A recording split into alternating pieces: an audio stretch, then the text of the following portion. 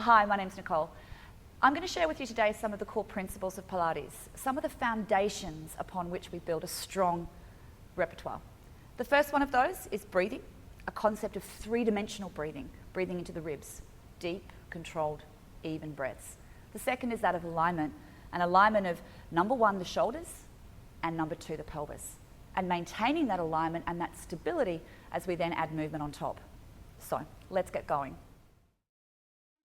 In Pilates, we talk about the concept of a three-dimensional breath.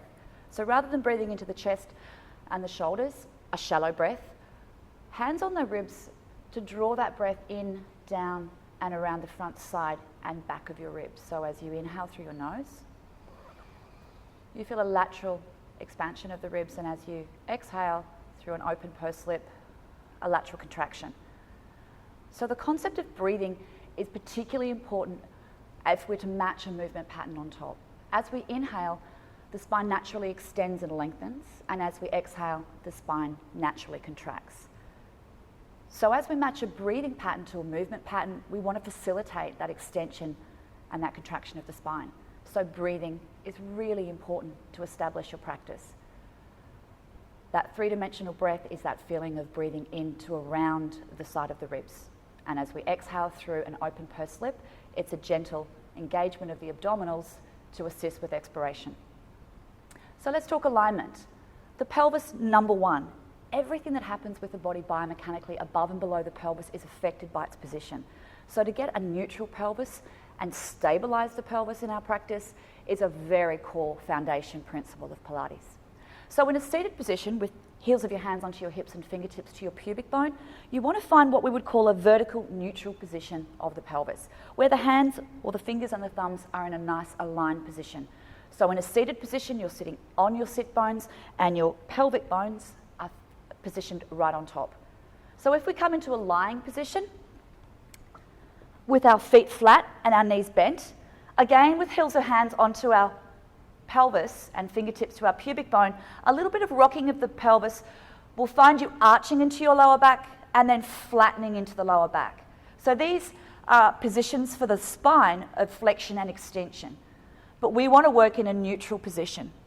So if we rock the pelvis to a position where our hands are flat, in a horizontal neutral position, we enable the spine to sit into a neutral position before we start to bear weight.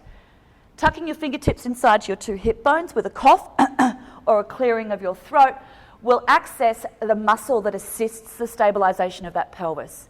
So if we draw that muscle in and together, they're your core muscles, your powerhouse muscles referred to in Pilates, we can stabilize this pelvis as we then add movement.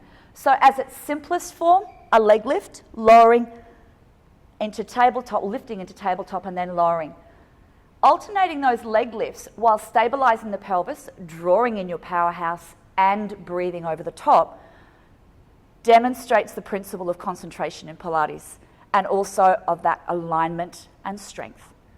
We can obviously add complications or intensities to this by lengthening the leg, lowering the straight leg, lifting it, and then finding tabletop, toe and heel to the floor. All the while keeping that alignment and that stability of the pelvis. So next alignment principle is shoulders. So we can flip straight over onto hands and knees into what we call 4-point kneeling position. And in this position, we want to stabilize shoulders and pelvis.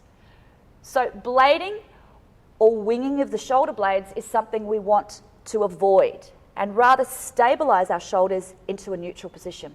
Our pelvis as well, drawing in belly button to spine. And for this position, alternating arm and leg lifts while we stabilize pelvis and shoulders enables us to avoid leaning into joints, leaning and rolling and trying to find balance without engagement through the powerhouse muscle. So alternating arm and leg lifts, concentrating on the pelvic and the shoulder stability and alignment is a foundation move, but one that builds upon stronger and more intense moves. So there you have it, the foundations upon which we build a Pilates practice. So think breath, think three-dimensional breath, think alignment of pelvis, alignment of shoulders, and then add your strength moves on top of those. Once you build a solid foundation, you can add the fancy stuff later. So, good luck.